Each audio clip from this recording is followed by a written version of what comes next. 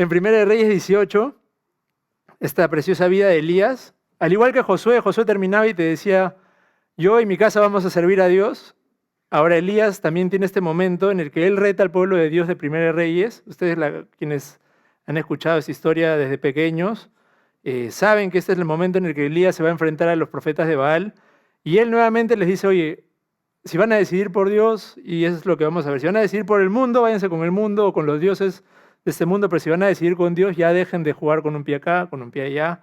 Y nada, eso es lo que Dios nos está llamando, creo. Él es Dios, confirmado, así que síguele. Él es la decisión correcta esta tarde. Y bueno, el contexto de Primera de Reyes, para quienes no lo recuerdan tanto o para refrescarlo, Elías era la voz de Dios en ese tiempo. Elías era la voz autorizada por Dios, el profeta ungido. Y Elías Dios usó a Elías para que él decrete 3 años de sequía, es decir, 3 años de infertilidad, 3 años de que no iba a haber nada de lluvia, y en un pueblo ganadero que los animalitos comían del agua, bebían del agua, cultivaban, ¿no?, este pueblo agrícola como era el pueblo de Israel, el pueblo hebreo en ese tiempo, dependían del agua para subsistir como medio de vida, y Elías, por voz de Dios, a causa de las consecuencias que le estaba pasando al pueblo, corta ese suministro, ¿no? Y en Primera de Reyes, en el versículo 17, nos dice lo siguiente. Cuando Acab, que era el rey de Israel en ese momento, vio a Elías, le dijo, ¿eres tú el que turbas a Israel? Y él respondió, yo no he turbado a Israel, sino, le voltea la torta a Acab, porque Acab quería buscar un culpable de la situación que pasaba. Le dice, sino que tú mismo eres el culpable, y la casa de tu padre Acab, que han dejado los mandamientos de Jehová y han seguido a los Baales. Los Baales eran estos dioses comunes en la tierra de Canaán, ¿no? Esa tierra que en el retiro hemos hablado, vamos a poseer Canaán, y en lugar de que la tierra prometida termine siendo conquistada por el pueblo de Dios, Acab, como el rey y representante, había terminado sometido como un pueblo más pagano de esa época, ¿no? Entonces Acab era un hombre que la palabra de Dios lo describe como alguien débil en sus decisiones. Hay una porción un poco antes en 1 Reyes 16, no vamos a ir, no es necesario, pero que dice que Acab hizo más que todos los reyes de Israel que reinaron antes que él. Pero hizo más no para lo bueno, dice que hizo más para provocar la ira de Jehová, Dios de Israel. O sea, imagínense por qué era reconocido Acab, ¿no? ¿Cuál era ese nivel de maldad? Y Acab quería echar culpables a todos, ¿no? Ve, Eliseo, tú eres el culpable que no haya lluvia, y realmente vemos acá que la palabra de Dios en 1 Reyes 16 nos dice, es por tu culpa. Y bueno, una de las obras resaltantes de Acab es que construyó en Samaria, la capital de Israel, un templo de adoración a Baal. No le bastó con adorar a Baal, dice que también hizo una imagen de Acera, que era la diosa de la fertilidad. Esa duda, ¿no? Esa discrepancia, porque ellos creían en estos dioses de Baal y Acera que eran de la fertilidad, y justamente esos pecados a causa de la idolatría de buscar estos dioses paganos hizo que precisamente se corte la fertilidad en la tierra por la lluvia, ¿no? Y bueno, y si no era suficiente ya lo que Baal había hecho, dice que también junto a su esposa Jezabel se habían puesto un objetivo en su vida, que era cazar hasta la muerte a los profetas de Dios. Tanto era que los hombres de Dios debieron esconderse, dentro de ellos Elías se esconde durante un lapso de casi 3 años que dura toda esta sequía, hasta que ya por fin Dios le dice, vamos a manifestarnos con Acab y vamos a mostrarle, o sea, realmente por qué ha venido todo esto. Y de repente hemos estado pasando en estos últimos 30 días, desde que hemos salido al retiro, que en tu día a día has tenido la necesidad de esconder un poco esa fe determinada que habías puesto, ¿no? Esa relación con Dios la has tenido que esconder porque comenzó a venir la duda. Has estado de repente tus estudios, en tu trabajo, ya sea en el deporte que practiques, quienes practican deporte, y has tenido que mostrar ese compromiso con Dios determinado, o lo escondiste para que nadie lo viese, porque te sentías perseguido, querías agradar a esa persona que, como era Acab, que se moría por agradar a la esposa, a su esposa, que él vivía interesado en agradarle. Y porque ese es el enemigo también, él está en guerra con esa manifestación de Dios en tu vida. Él lo que quiere es apagar esa voz de Dios que te habla. Quiere que llegue un punto en el que tú vivas tan en pecado que como Acab, que le están diciendo, oye, tú eres el culpable, y Acab nunca le entró el arrepentimiento a Acab. Hasta su muerte, él apagó todas las formas posibles la voz de Dios en su vida. Y así está el enemigo, está en ataque contra nosotros, por lo que no debemos bajar la guardia. Siempre esto como un aviso, muchachos, que hay un blanco en sus espaldas, hay un blanco en sus pies para hacerlos tropezar. Entonces vamos a continuar. En el versículo 19 nos dice, pues envía pues ahora y congrégame todo Israel en el monte Carmelo y a los 450 profetas de Baal, no solamente estos 450, sino 400 más de Acera, que comen a la mesa de Jezabel. Jezabel ya vimos que es la esposa de Acab. Acab, que tenía su corazón inclinado más que a cualquier cosa a su esposa y a estos dioses paganos. Y dice que se acercaba Elías, bueno, y acercándose Elías a todo el pueblo, acá es que le hace esta pregunta donde les dice, vamos nuevamente a tomar esta decisión, pueblo de Israel, porque nuestros antepasados lo tomaron con Josué, pero hoy es tiempo de volverlo a tomar. Hace un mes lo tomaste, pero hoy es tiempo de volver a tomar, porque sí es día a día hay que volver a tomar esta decisión. Y le dice, ¿hasta cuándo vas a claudicar vosotros en dos pensamientos? O básicamente tienes dos caras, tienes una cara bonita para la iglesia, pero la otra cara que es la que tus amigos conocen, el que participa de todo tipo de bromas, el que no tiene límites, el que se camufla bien tanto con la iglesia, pero también es camaleónico con el mundo, y así somos a veces. Yo realmente, mientras escribía esto, me ponía a pensar en mí mismo durante todo el tiempo de mi adolescencia, viniendo sábados acá, y durante el día de semana en el colegio, mis primeros ciclos de la universidad, realmente tú no veías una diferencia cuando estaba con los grupos, según yo, pasaba piola. Y a veces somos así, ¿no? ¿Quiénes pueden decir, yo también tengo algo de eso, ¿no? Yo también soy como Acab, que me gusta quedar bien con mi grupo de interés, como en este caso Jezabel, ¿no? No estén tan callados. Muevan la cabeza y digan, sí, yo también. Bueno, y así el pueblo de Israel entonces había cosechado estas consecuencias. Las consecuencias de alejarse de Dios por seguir los pasos de Acab, y el Espíritu Santo a través de Elías, una especie del Espíritu Santo, Elías, un tipo del Espíritu Santo, le dice, ¿hasta cuándo vas a estar con este pie en el mundo? ¿Hasta cuándo vas a estar con un pie cuando te conviene con Dios? Cuando estás en problemas vienes a Dios, pero cuando todo es felicidad, de repente cuando todo es alegría vas con el mundo a celebrar como ellos celebran. Y podemos decir, bueno, yo estoy un poco lejos de acá, ¿no? Yo no he hecho pues un templo pagano, no he dispuesto pues una construcción en mi vida para el paganismo como viven en ese tiempo, no estoy sacrificando animales, ¿no? No estoy de repente persiguiendo a matar a los profetas, ¿no? Pero de alguna manera, veamos en el ámbito espiritual, no nos vayamos tan a lo natural. A veces nos habla la voz de Dios a través de la persona que está acá y estás pensando en qué vas a hacer en un rato. Estás pensando en lo aburrido que lo hace Alejandro, cómo predica, ¿no? Y ves los defectos en la persona que te habla, de repente siempre aparece la forma de justificar por qué no deberías escuchar la palabra de Dios, porque si es nuestra carne, tiene ese fastidio para oír la palabra de Dios. Entonces Acab tenía ese mismo tipo de cosas.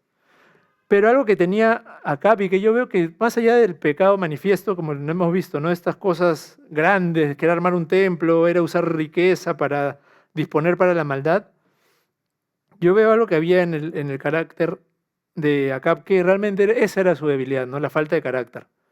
En lugar de él escuchar la voz de Elías, también en 1 de Reyes 16, también decía que otra cosa que él tenía era que él era tan débil de carácter que para él era cosa ligera, dice, andar en los pecados. 16:31 dice eso, ¿no? Era cosa ligera para Acab andar en los pecados de sus papás, decía él, ¿no? Entonces, esa es la debilidad de carácter. Para él no tenía una decisión firme. Si tomaba una decisión en el retiro pasado, después el lunes estaba cometiendo pecados y para él no le importaba, no le generaba ningún dolor, ningún fastidio. No estaba como tú y necesito tener un encuentro con Dios. Él tenía esa debilidad de carácter, era ligero, o sea, ligero para él era como cualquier cosa, tropezarse, revolcarse con el pecado de este mundo. Él no sabía decir un buen no al pecado, ¿no? No sabía el poder de decir un buen no. ¿Quiénes han desarrollado esa capacidad? Yo no voy a hacer esto que le desagrada a Dios. No voy a vivir conforme a la corriente del mundo. Es algo que creo que era una de las cosas que a mí, por no saber decir un buen no en mi vida, yo creo que con mi adolescencia me costó mucho, ¿no? Porque en la adolescencia estás como que formando tu carácter, no sabes bien lo que quieres en tu vida. Y acá estamos muchos entre jóvenes, entre que estamos migrando hacia ya están por ser jóvenes adultos, van a estar por llegar a los 20 años, ya no están en cosas ligeras ustedes, para cosas ligeras, como vivía Cap, sino que estamos para a veces dar un buen no y firme, y un buen no respaldado con que quieres agradar a Dios. Y ese era el tipo de acción que él esperaba de un rey de Israel, ¿no?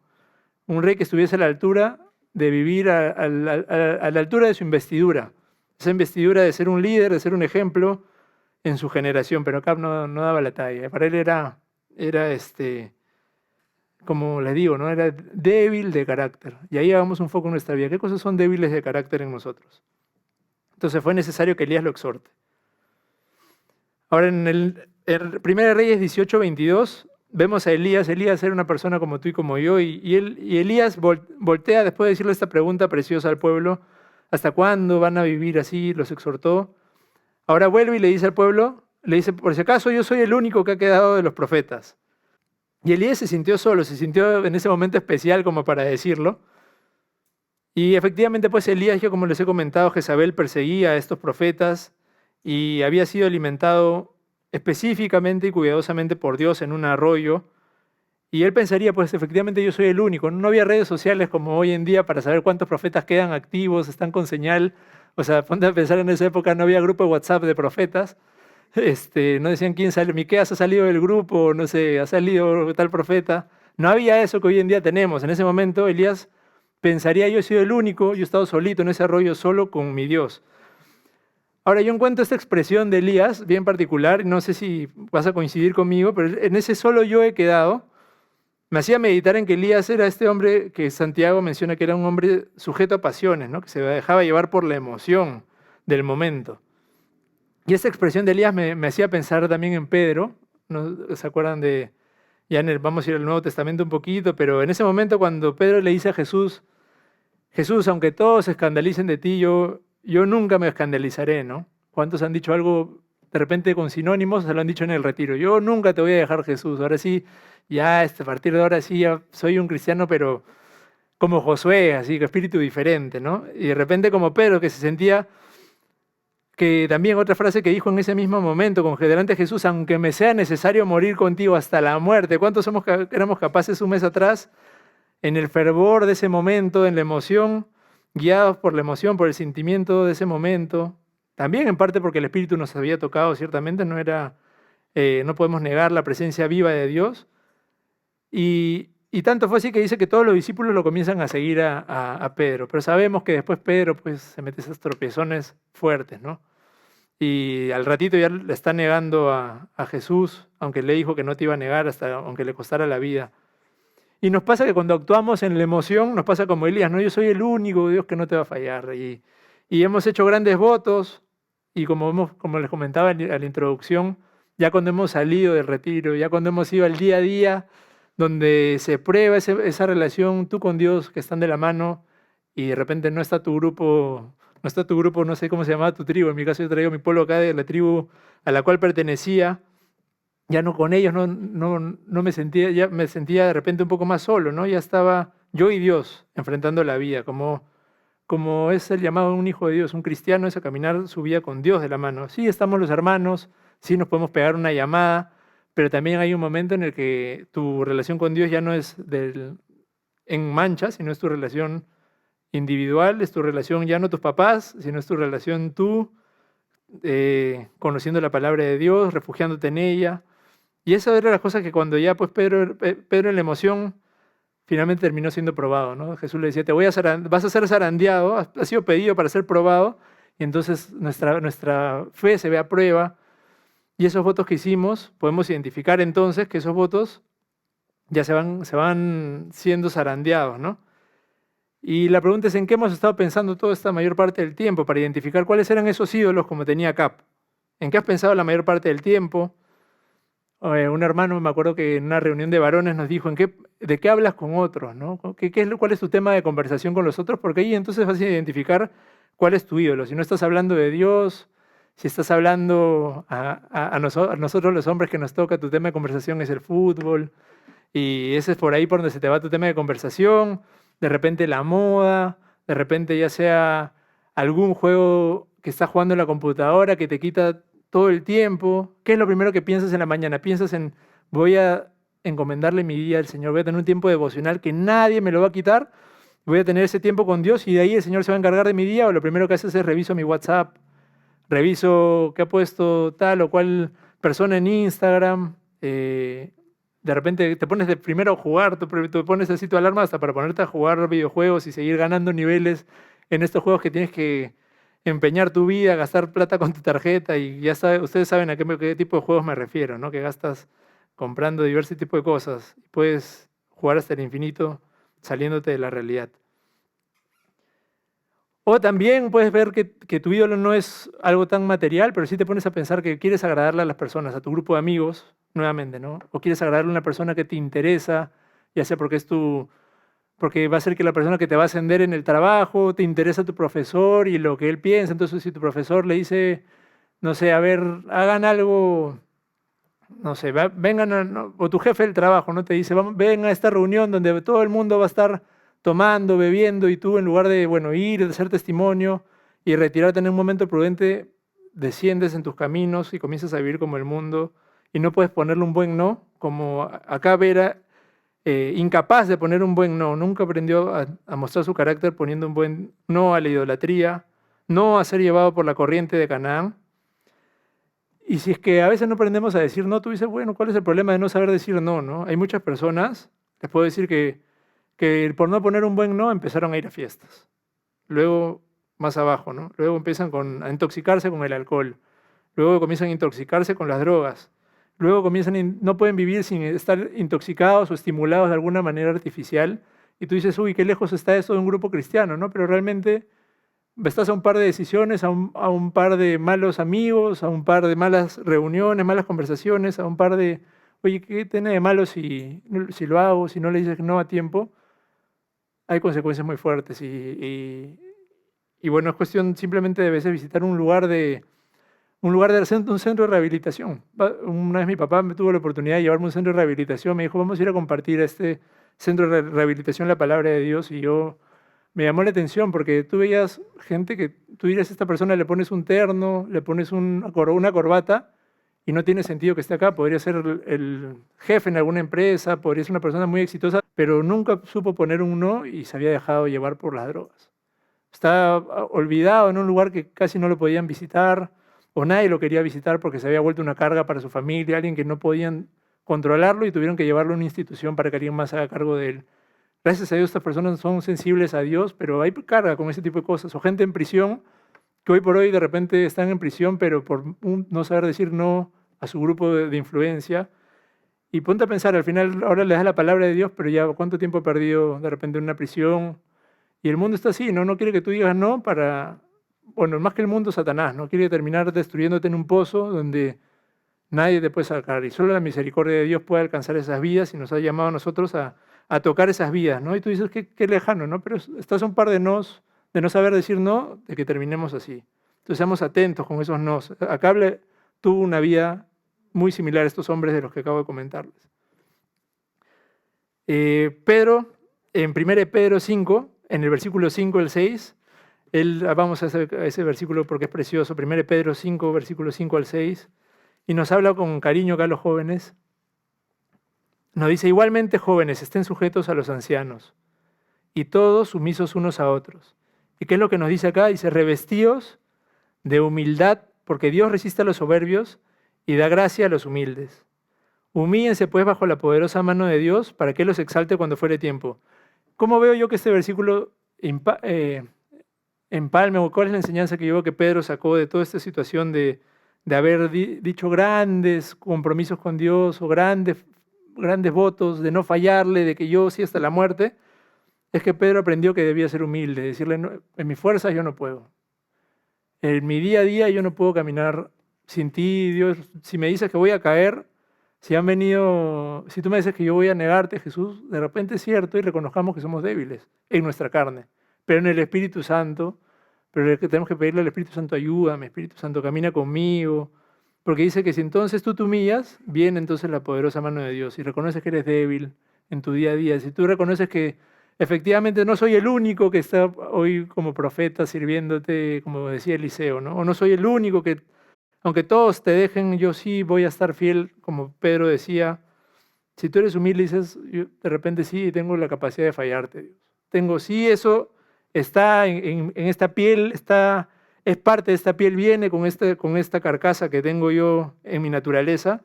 Está el fallar, está el ser débil, y eso me trae falta de fe, ¿no? Pero esa falta de fe, ¿cómo la fortaleces? Estamos acá leyendo la palabra de Dios.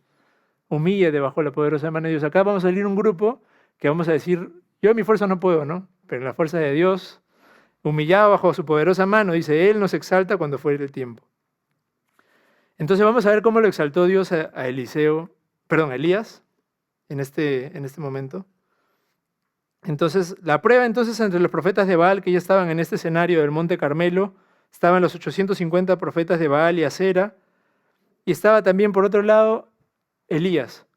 Y Elías dijo, vamos a hacer un altar. En un lado ustedes pongan una leña, trocen un buey, pónganlo encima, y ustedes van a clamar a sus dioses. Al otro lado yo voy a poner mi propio escenario, que ahorita les cuento cuál es el detalle, los pormenores de ese lugar. Yo voy a poner acá mi propia leña, voy a poner mi buey, y cada uno va a clamar a su Dios, a sus dioses, para ver quién es el que envía fuego del cielo, y no va a haber ningún fósforo. Esta parte ya de la historia, ya ustedes lo saben. No hay fósforo, no hay encendedor, nada. Solamente los dioses tenían que manifestar, Dios tenía que manifestarse quién era el que tenía realmente poder. Si eran los de Baal y Acera, o era, en este caso, el Dios de Elías. Y ante ese mundo se puso de pie Elías, ¿no? Y bueno, vamos al versículo 28, dice, y ellos clamaban a grandes voces, dice, comenzaron los profetas de Baal, Dios le dio preferencia, Elías le dio preferencia, y le dijeron, y entonces dieron grandes voces, y estos se sajaban con cuchillos, dice, comenzaban a cuchillarse los brazos, me imagino, no sé si el cuerpo, con lancetas, dice, conforme a su costumbre, ellos tenían por costumbre autoinfligirse dolor. Hasta chorrear sangre, dice, sobre ellos. Era un baño, imagínate, me pongo a pensar lo terrible de esa escena, ¿no? Dice que pasó tanto que así como el mediodía, mas ellos seguían gritando frenéticos hasta la hora que se ofrecía el sacrificio. Pero dice que no hubo ninguna voz, ni quien respondiese, ni escuchase. Y ahí menciona la palabra que Elías se comienza un poco que se reía. Uy, creo que de repente su Dios está durmiendo. Llámenlo más fuerte, de repente no escucha. Pero nunca pasó nada con el sacrificio con este buey que habían preparado los profetas de Baal.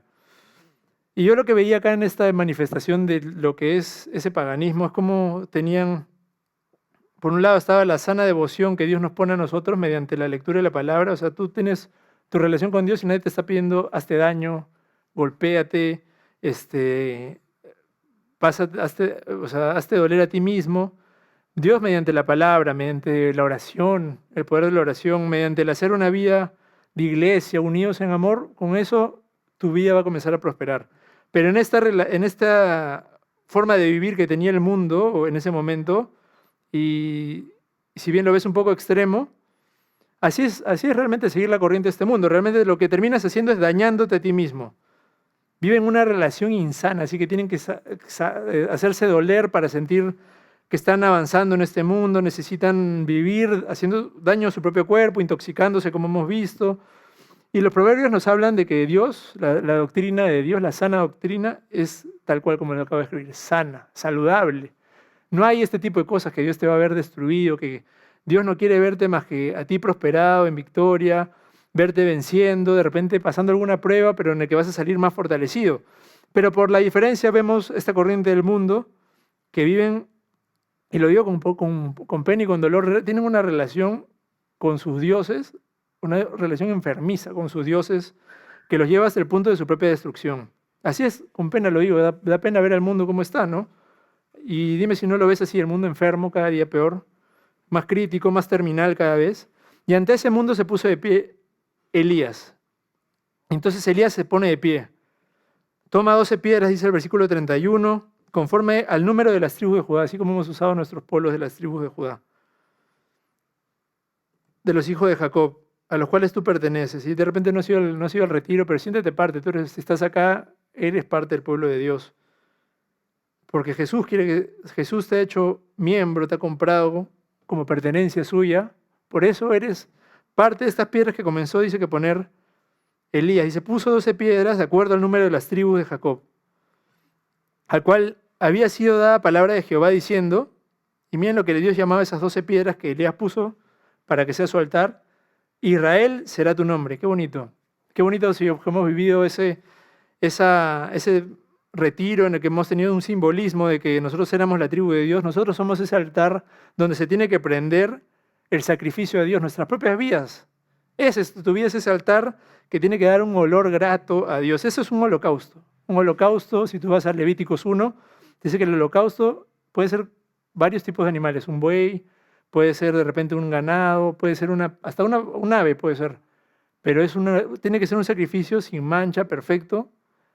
Y eso es un camino alto, ¿no? Sin mancha, perfecto, ya es bastante descripción para nosotros que somos caídos, ¿no?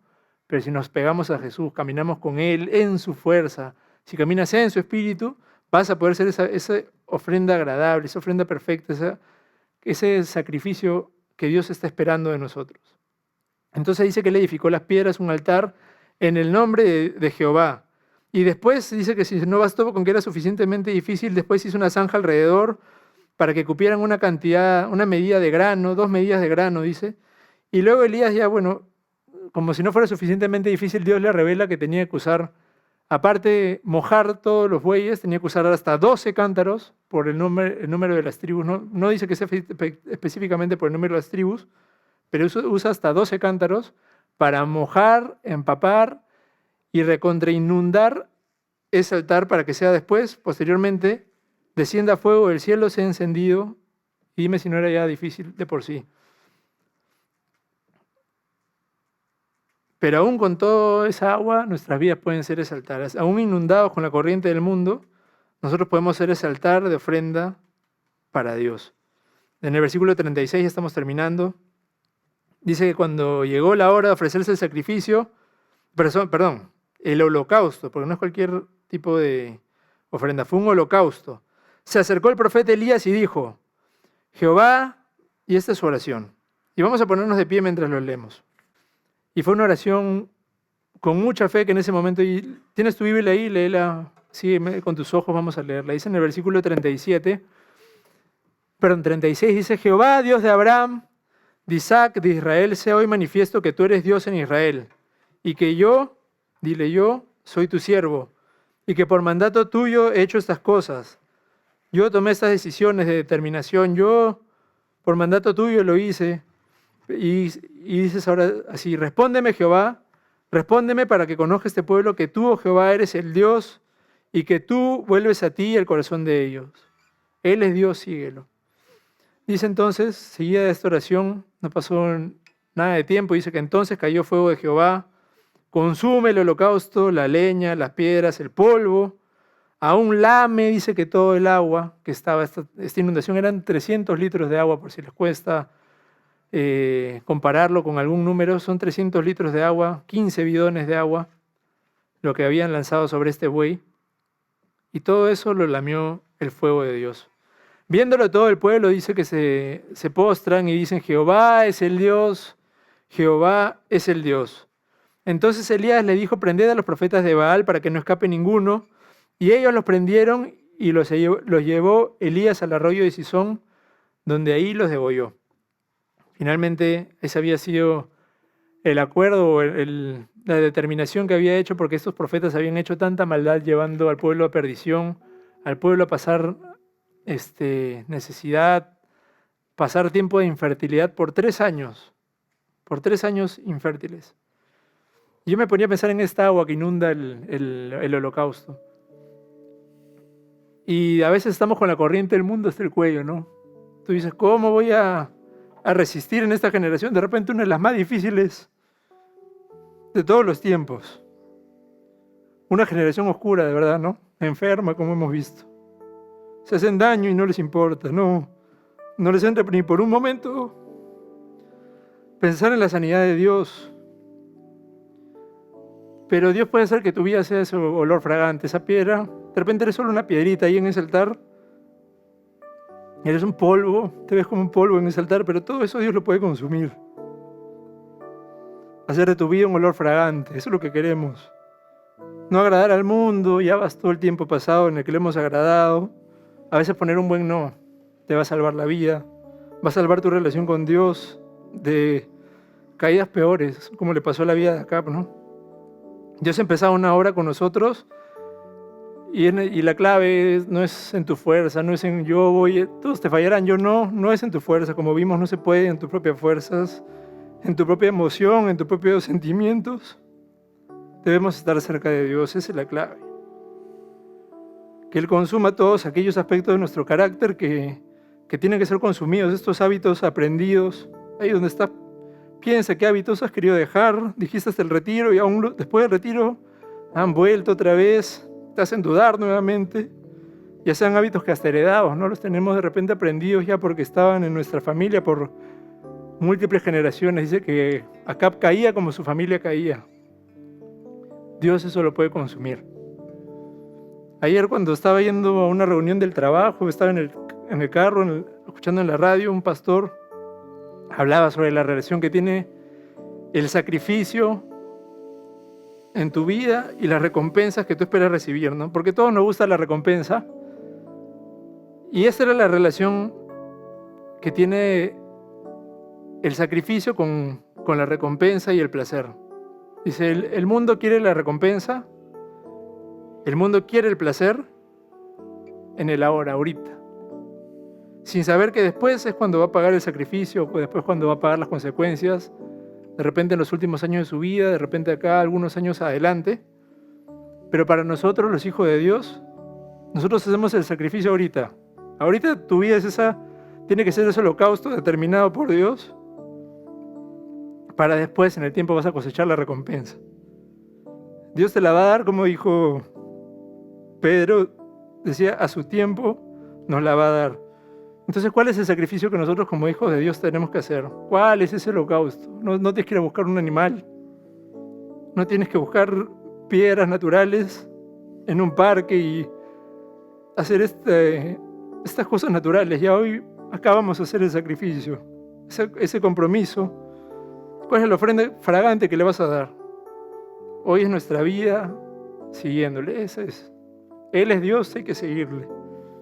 Ya para terminar, el último versículo dice, 1 Juan 5, 18. Todo aquel que ha nacido de Dios no debe practicar el pecado, pues aquel que fue engendrado no en lo natural, todo ha sido engendrado en el Espíritu. A todo aquel que fue engendrado por Dios, le guarda. Estás bajo su poderosa mano. Y el maligno no te puede tocar. No te puede tocar. Sabemos que somos hijos de Dios, dice el versículo 19, y el mundo entero está bajo su mano. De repente ahora venías con dudas, pero la palabra de Dios te llena de fe esta tarde, esta noche, y te dice, sabes que eres hijo de Dios. Sabes quién eres, cuál es tu identidad. Esa identidad que el mundo te quiere hacer cuestionar, que el enemigo quiere que cuestiones. Y en el versículo 20 nos dice, pero sabemos que el Hijo de Dios ha venido y Él nos ha dado entendimiento para conocer al que es verdadero. Ahí estamos en ese caminar nosotros, de conocerlo a Él, de caminar con Él, de estar cada día más convencidos.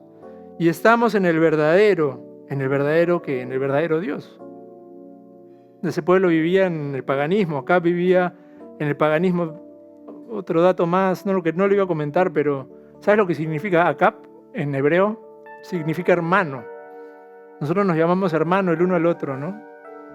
Tú me llamas hermano a mí, nos llamamos hermanos en Cristo. Y a veces los hermanos en Cristo pasamos este tipo de cosas. Estamos con un pie en el mundo, un pie a veces acá. Y nos llamamos hermanos. Señor, te rendimos, Señor, ese deseo, Señor,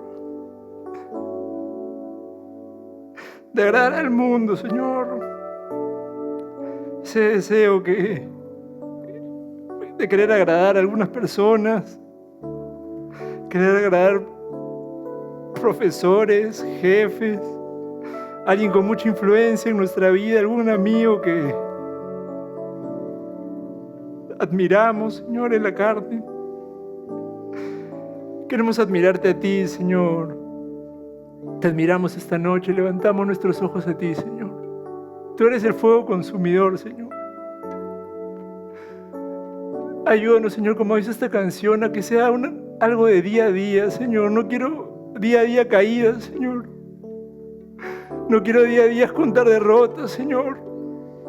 Queremos día a día ser más victoriosos, Jesús. Queremos que tu fuego descienda, Señor. Porque hay un montón de cosas que tienen que ser consumidas. Nuestra religiosidad, Señor, la traemos aquí al altar, Señor. Consúmela, Señor. Traemos nuestra carnalidad en ese buey manifiesto, Señor, con orgullo. Con cosas que vivimos durante años, Señor.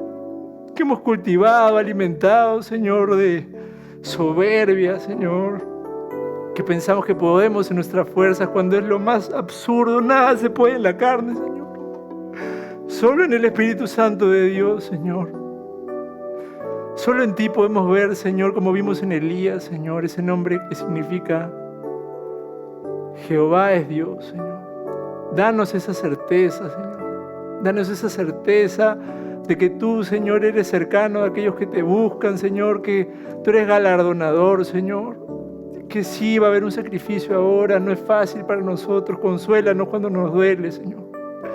Danos palabra cuando hacemos algún sacrificio de obediencia, danos ese bálsamo que es la oración, tu Espíritu Santo, el abrazo de un hermano en tu casa, Señor.